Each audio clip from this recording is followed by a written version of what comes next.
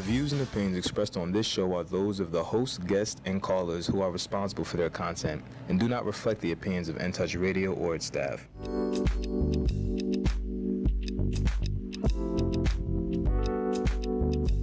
All right.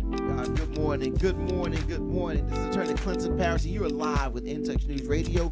Reality radio, everybody can be a star. Listen, I feel like I'm sitting in the principal's office because DJ CEO Daryl Johnson has indicated he is going to be sitting in with me today on behalf of Pete. Pete's in recovery after the beatdown he's been taking here at this station for the last 6-7 months. He's take a little R&R for Pete to get his energy back up. But he needs it, but you're in trouble.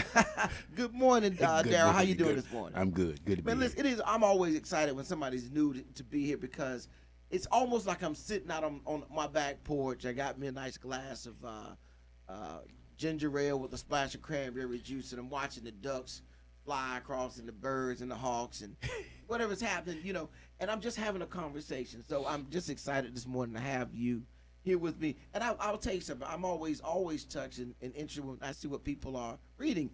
I see that you have your hand pocket version of the Constitution. I do. So I had Bezel. He did a show, and I broke out with the Declaration of Independence. When in the course of human events it becomes necessary for one people to dissolve the political bands which have to connect them to another. Yes. So, but it got me to thinking about why the people stormed, not why the people stormed the Capitol, but what was the foundation that they used to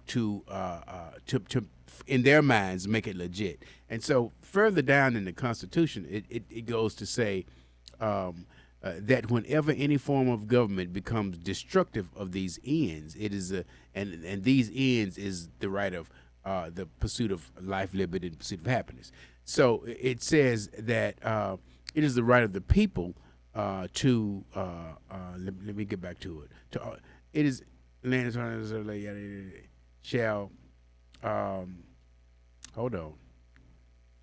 As to shall them most likely to affect their safety and happiness. Prudence indeed will dictate that governments long established should not be charged for light and transient causes, and accordingly all experience has shown that mankind are more disposed to suffer while evils. I said, well, let me keep going.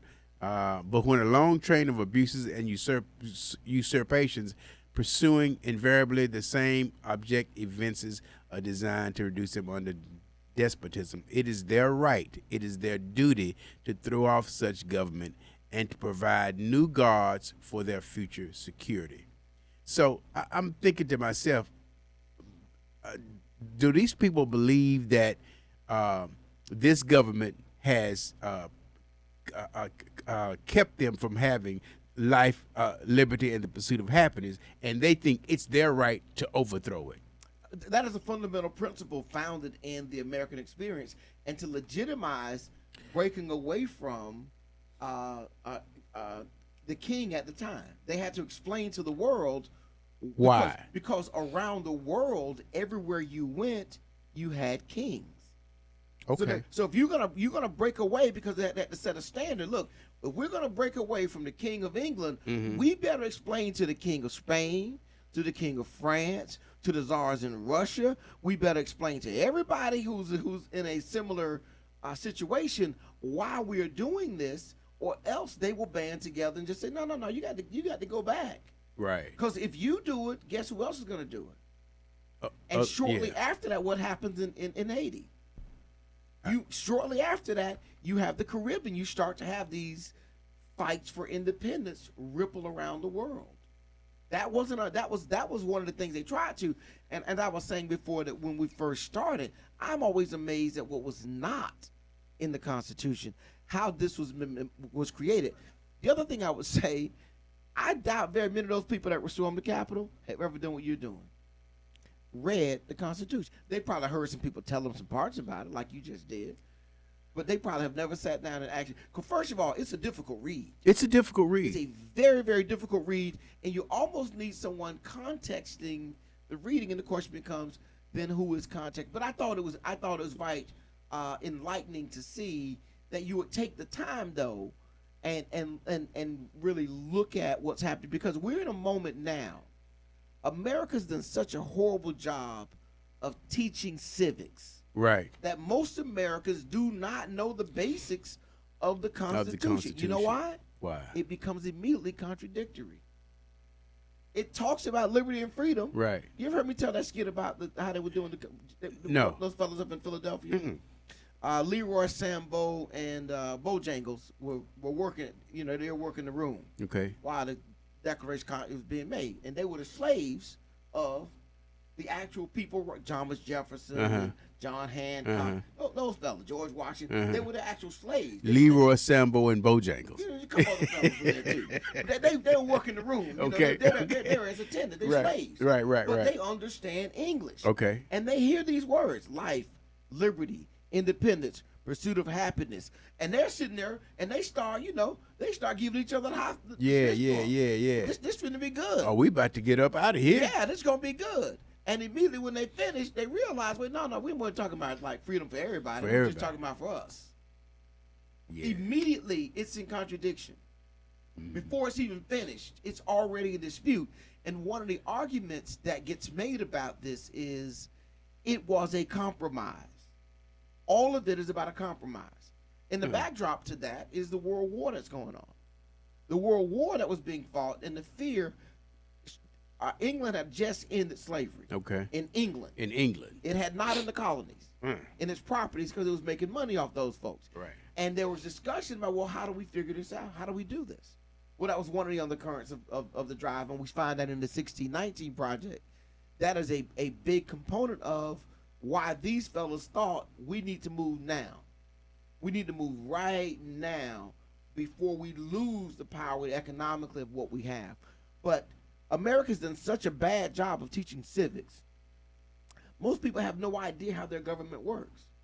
And if once you start looking at it, there's so many contradictions in local government, state government. You know, for example, simplicity. We have this issue now about abortion. I don't want to make that the issue is, and everybody's up in arms about the Supreme Court.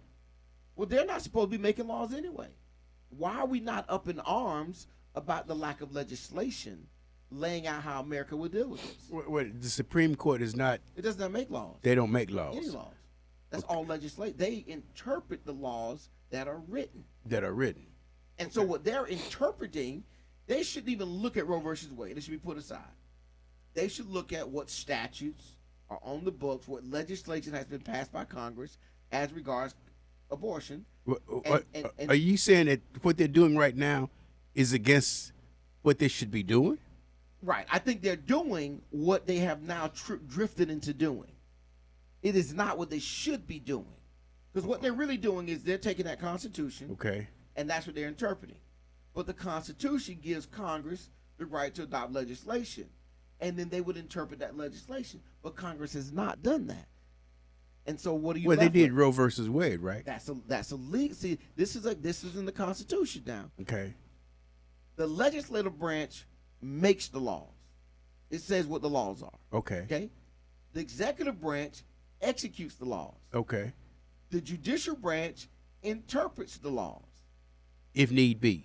Well, they have. Well, when the court case comes to them, their job is to say, yes, you're in compliance with what the legislation is. No, you're not. Or the ultimate law of the legislation was the Constitution. It's the first legislation. So when they say we're looking at the Constitution, what they're basically saying is, look, we're starting with the first piece of legislation, and from that, we're going to walk. And here's what they're trying to say is the Constitution says nothing about the federal government regulating a woman's medical care to get it or to not get it. So the federal government, you need to step out. But does it say that the states do? There you go. Well, interesting. Now we're back to the Constitution. And I love it. Let me tell you something. I love the Constitution.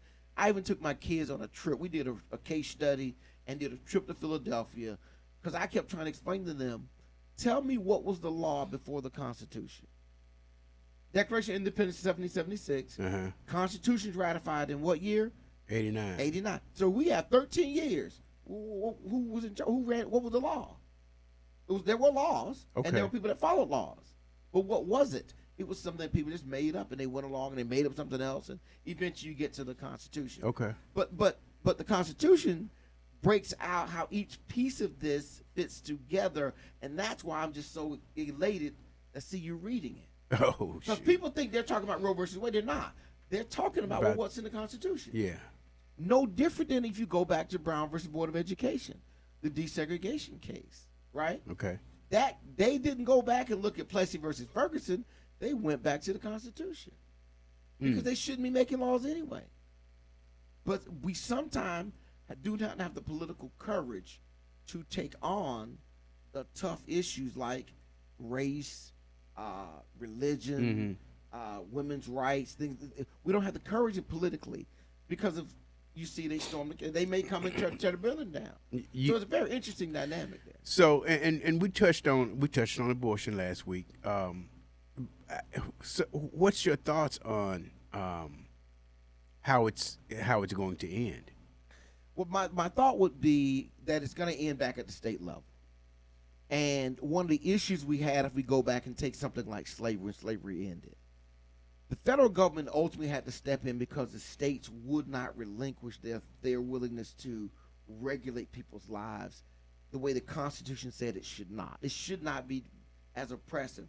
And I'm hoping that within the states, now that we're so much more enlightened, when you had the end of slavery, people in Ohio had no clue what people in South Carolina's lives were like. The people in New Jersey had no inkling of what it was like to live in West Virginia. Right. So it was hard to have a continuity. We can have that now. You just saw it happen, all these abortion laws. Texas adopted, I like that. Or, well, we're going to do that in Nebraska. Right. Nebraska likes it. We're going to do that in other states. So my hope is that the states that are too repressive will find themselves at a disadvantage, and they will have a brain drain, a talent drain. People will leave and won't come back. Wow. We have that now in certain states. If you go to people in Arkansas leave. They grow up, they get educated, and they leave.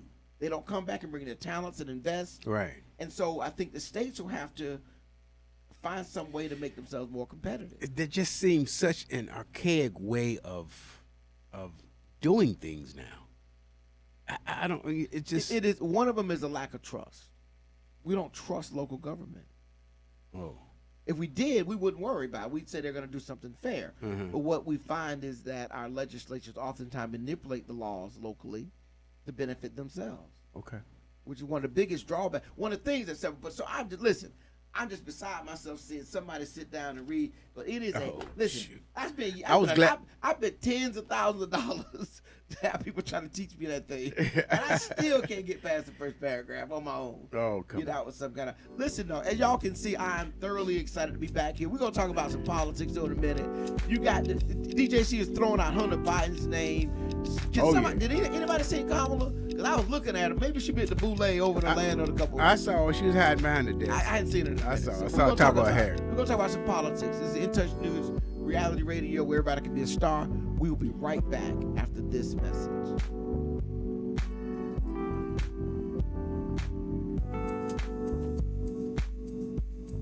Hey, this is Agent Wright, better known as Mr. Clean. You looking for some great barbecue? Come see them two brothers on the grill, located at 423 Virginia Street, Charleston, West Virginia. We got ribs, chicken, pulled pork, brisket, collard greens, mac and cheese, baby. Come get some and get you a nice, smooth cigar. 304-550-4431. That is 304-550-4431. Come get some, baby. The Rib Man, mama, the Rib Man. St. Petersburg, Florida. Get ready. DAT Entertainment LLC presents A Night to Remember, Saturday, June the 4th at 7 p.m. at the Florida National Guard Armory, 3601 38th Avenue South, St. Petersburg, Florida, 33711. And this will be a show you won't forget, featuring the Manhattans with Gerald Austin. I had to meet you here today. Told the fellas I'm not going out tonight. Award-winning comedian Chris the Mayor Thomas. I saw this little white girl the other day. She said, "You have some big lips. I wish I had lips like yours." I said, "Bitch, hold still." And R&B soul singer A. Renee. At the casino. Let's go back to the way things used to be. Advance admission $60. Door price is $75. VIP $90. And this is a BYOB affair. You can also reserve tickets now at Eventbrite. For ticket information, contact JT the Dancing DJ at 813-412-0435. And for more info, call 727-486-3702. DAT Entertainment LLC presents A Night to Remember Saturday, June the 4th with a Manhattan featuring Gerald Austin.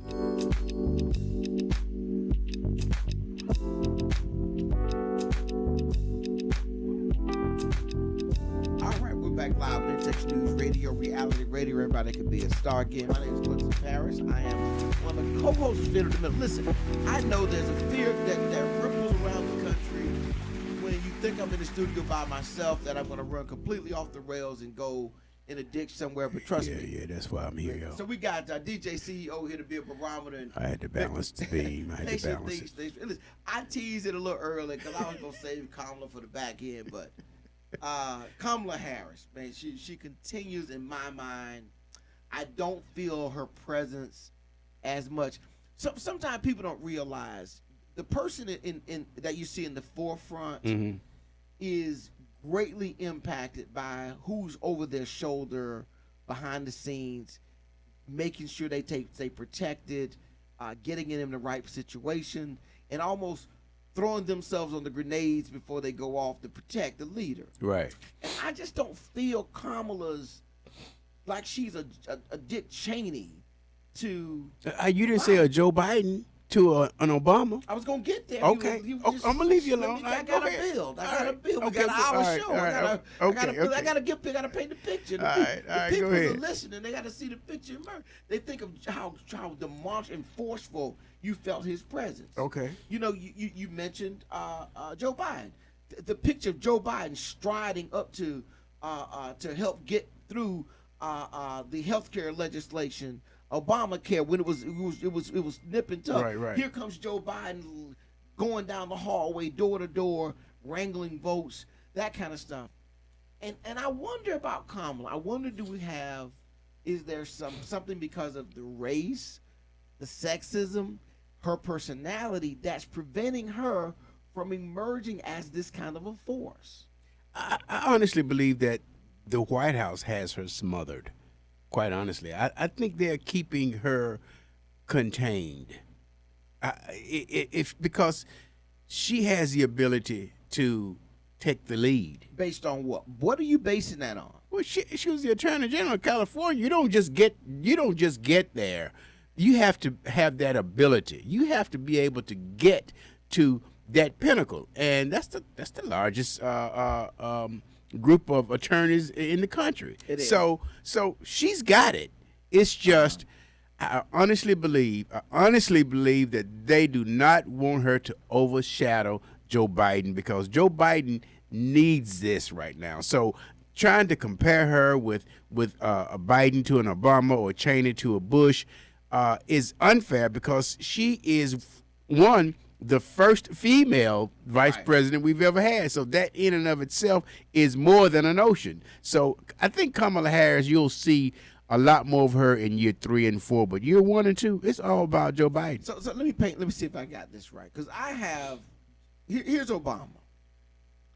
He barely gets elected in Illinois, right? His home state. He then runs for the Senate, and a month or so before the general election, where he was trailing, his competitor gets caught up in a scandal and has to drop out of the race because they come out with he had an affair, and they send in what was the black guy from Carolina? So he died of COVID last year.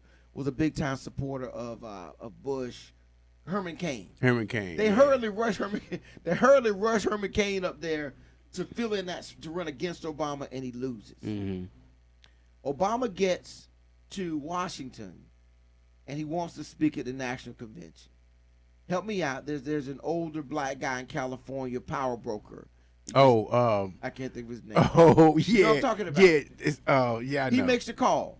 He calls it, look, the brother gets to speak, right? Right. And he knocks it out the park. Yes. And from there, it's just on and popping. Absolutely. Well, you have Joe Biden, who's been on the Hill for 30 years. Well-liked, well-entrenched. He's everything white America likes. He's tall. He's from the Northeast. He has, Swagger. He has drama in his family. Yeah. You whatever it may be, he has all of what they want. Yeah.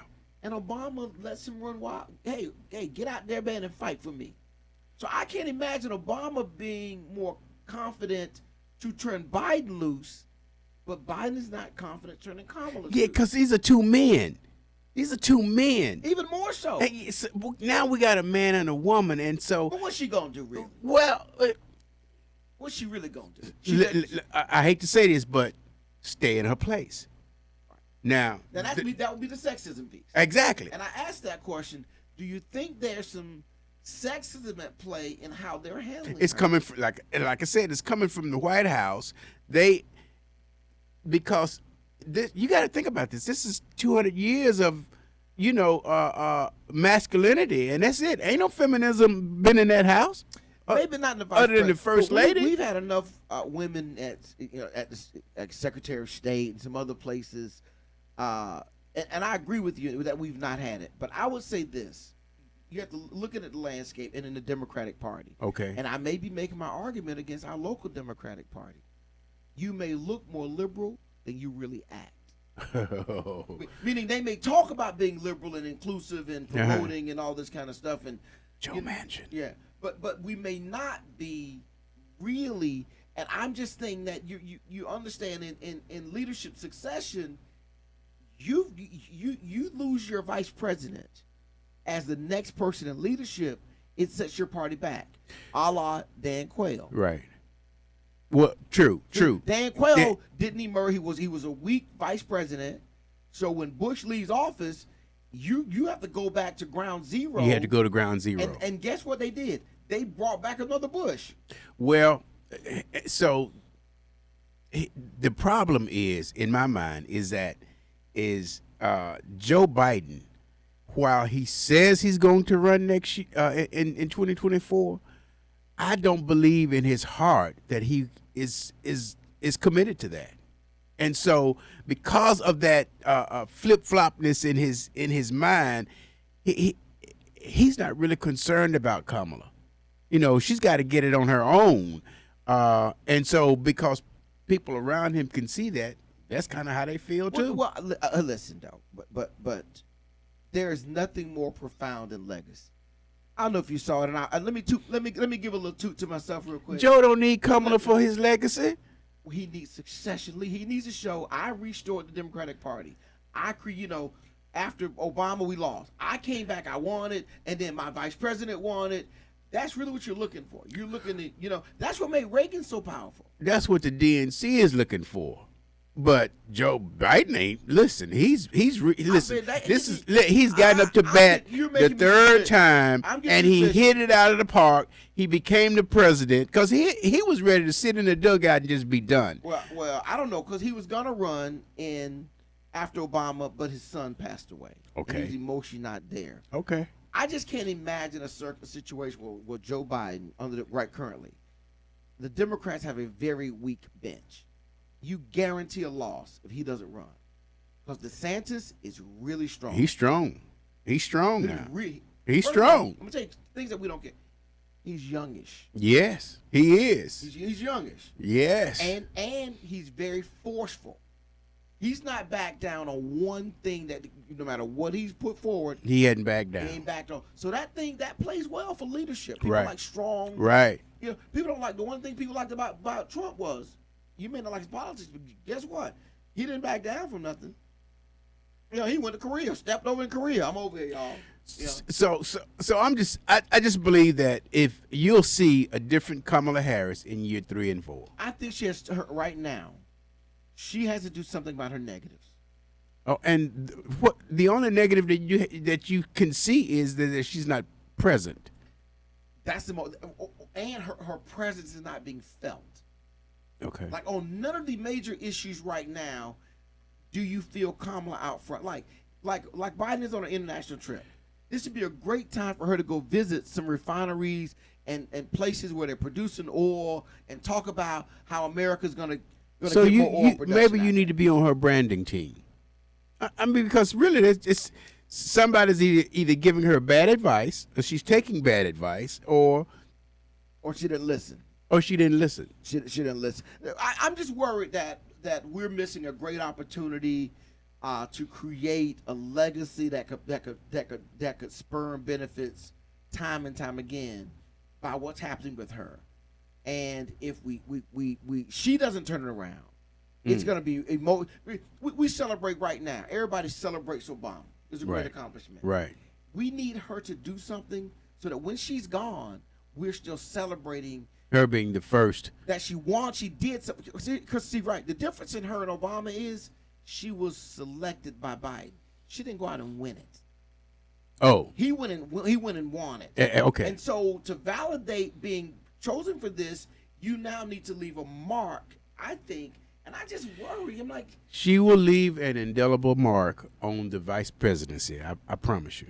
I just believe that. I mean, I think about people like Condoleezza Harris.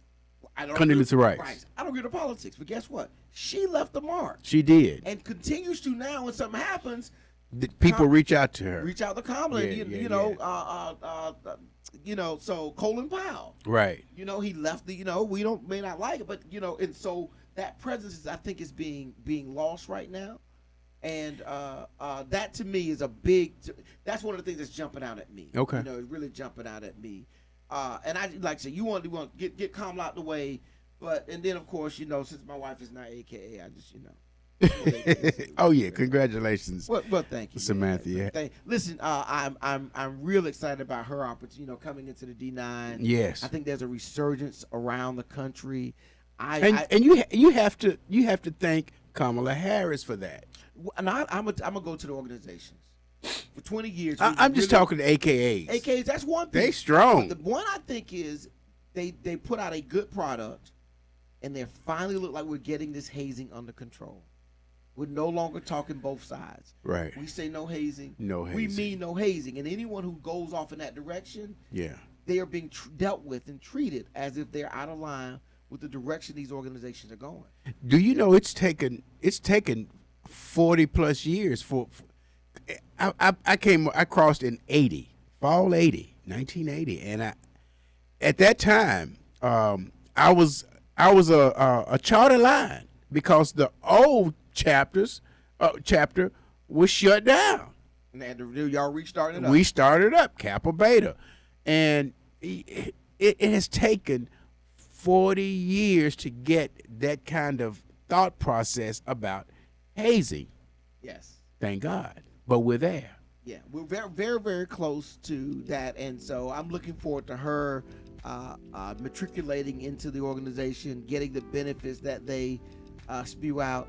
But let me do this. We're gonna take a quick break. When we come back, listen, everybody. We're gonna talk about inflation. Let's talk about getting these pockets, man. Okay. This is something that's a big deal. So we'll be right back after this break to talk about a little bit of inflation. You're listening to Touch News Radio, reality radio, where everybody can be a star. We will be right back.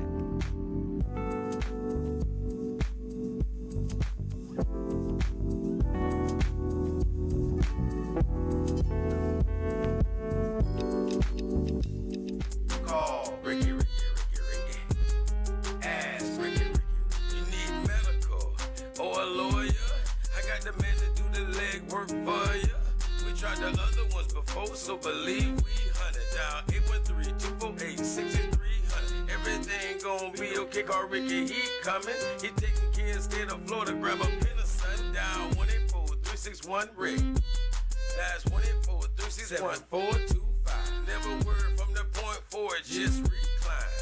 Just ask Ricky, plus your boy statewide. Just in case you missed it, I'ma tell you one more time. 184-361-RICK.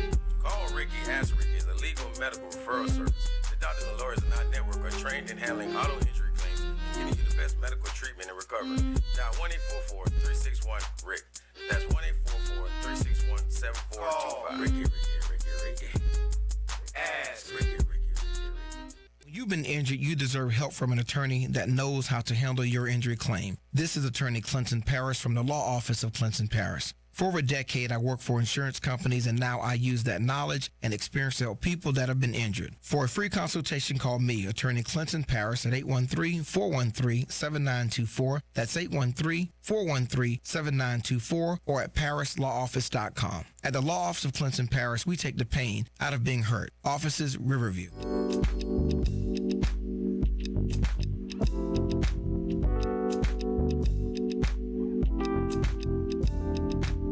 Back live on Intex News Radio, reality radio. Everybody can be a star again. My name is Clinton Paris, co-hosting, and I have DJ CEO Darryl Johnson here, doing some quality control, making sure I don't wander off too far. I want to thank Don Draper for listening in, watching us on Facebook out there. Look, if you want to see how we roll, just pop over to Facebook, the IntexNews.com website.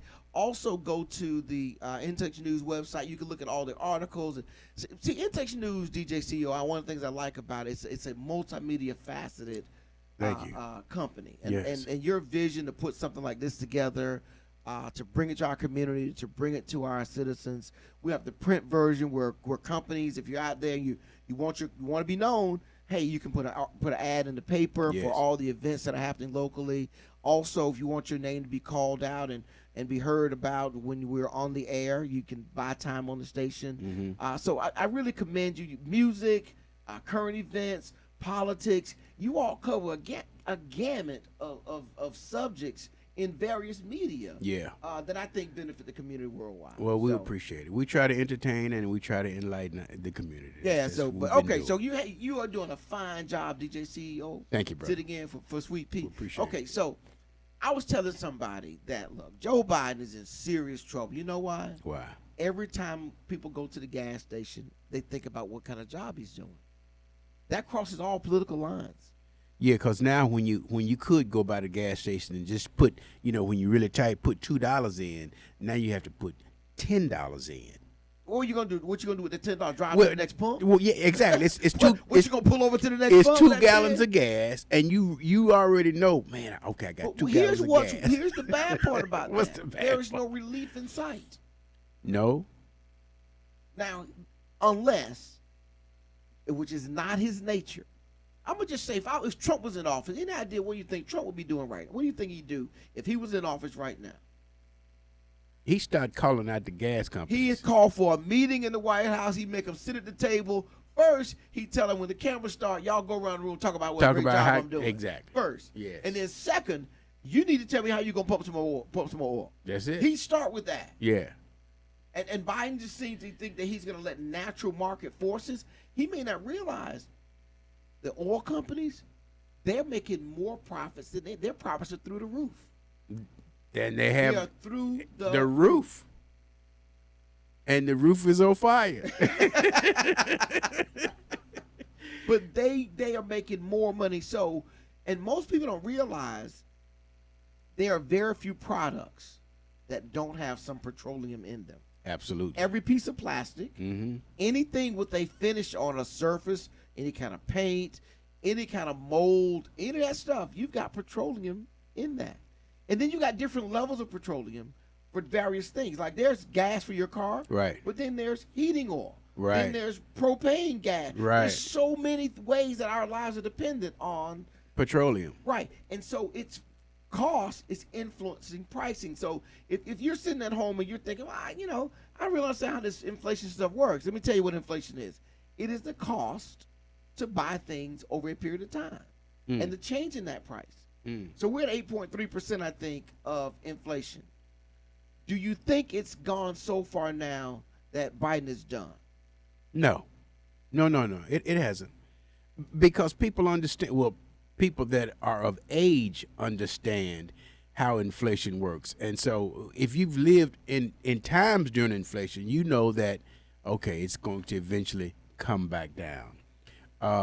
It's so what people are going to have to weigh out is, and I'm hoping that the Democratic Party will make this fight, is they're going to have to weigh out, do we keep the Democrats in power while we're waiting on inflation to come down, or do we make the change ourselves and try to force the Republican Party to bring inflation down so that we can have an ease on our lives. So you have to start to balance your thoughts and say, okay, do my social constructs in my mind, the things that I'm happy with, my life, liberty, and pursuit of happiness, is that more important to me than the cost of living?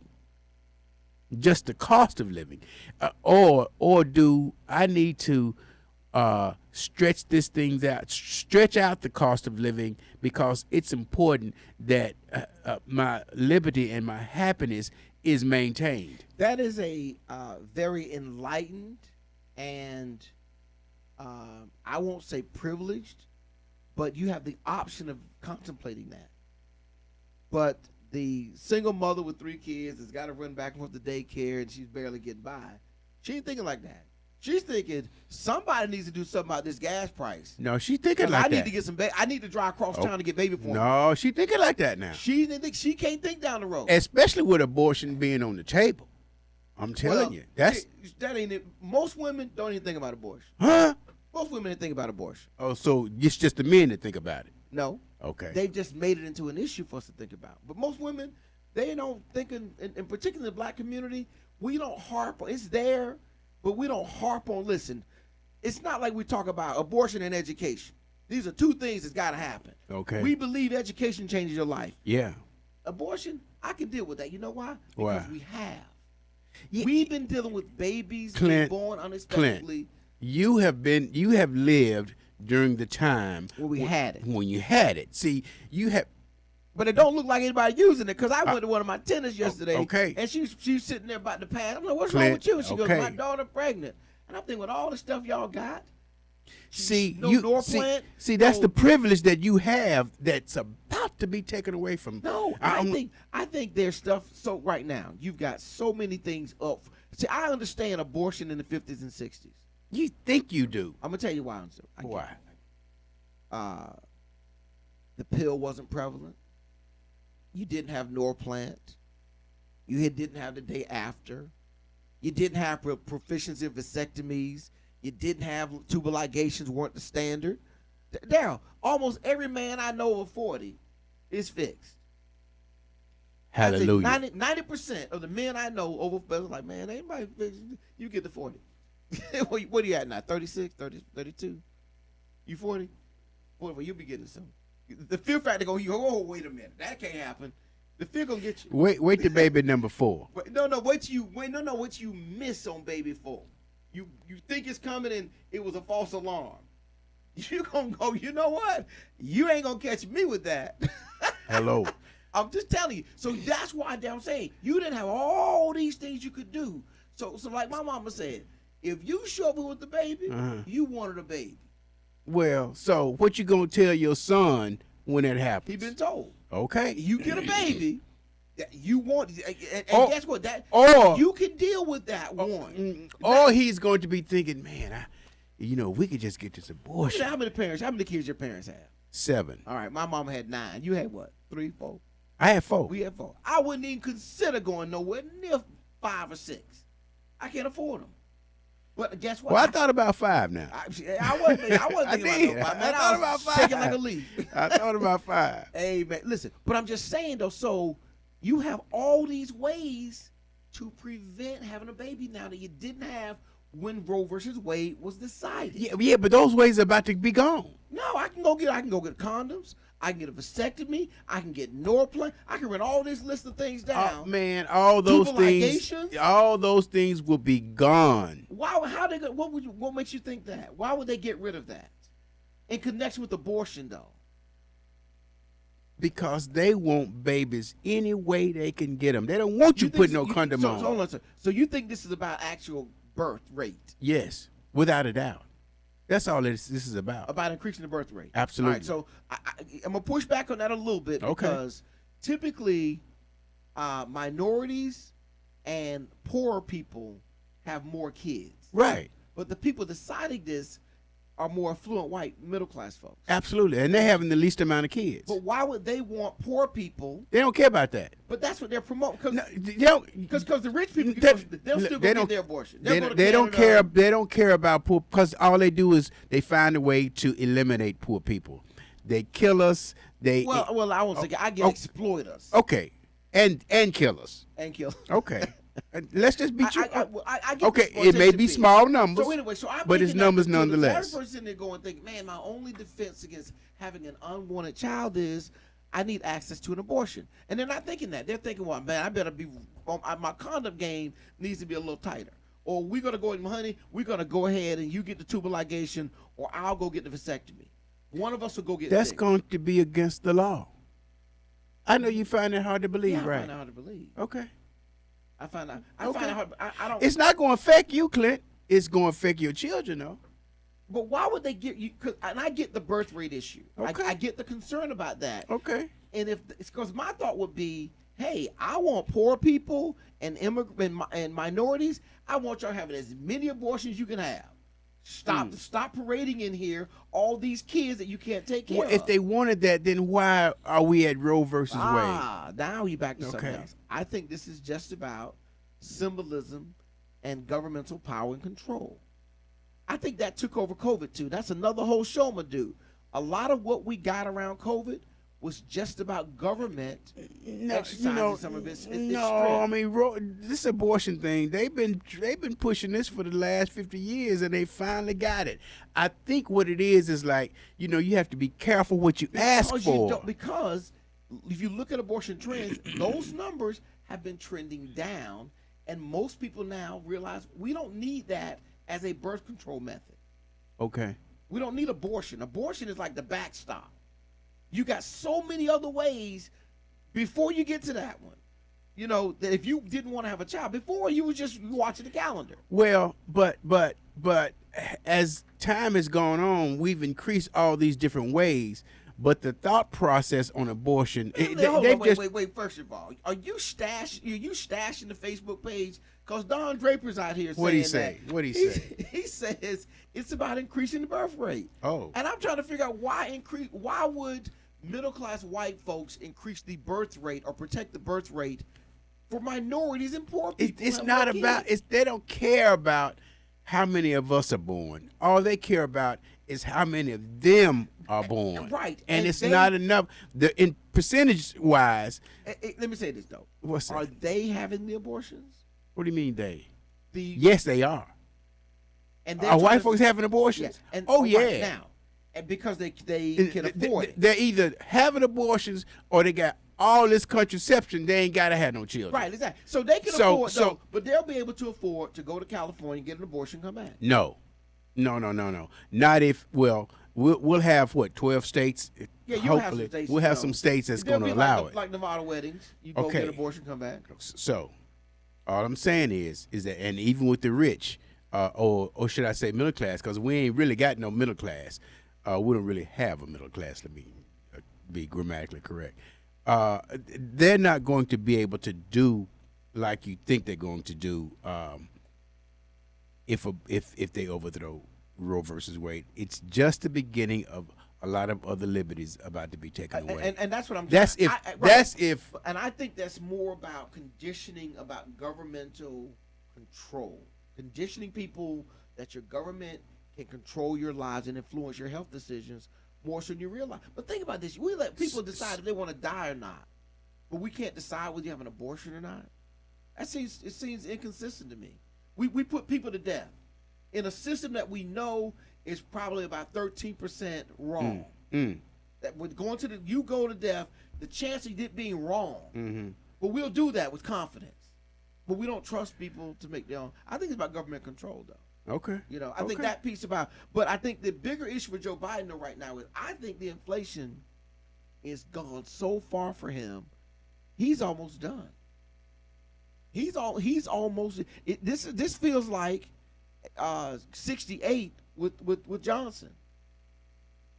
With the Vietnam War, it was just too much. It had gone so far, there was nothing he could do. Because right now, I caught the back end of this there. I remember my sister being in the car going, What day of the week is it? It's my gas day. Like, what's your gas day? And driving all over town, sitting in line with your car, park your car, and leave it there to come back. So it's already in line to get gas. To get gas. See, Basil don't know nothing about that. No, you don't know nothing about that. About you only get gas on Tuesday and Thursday.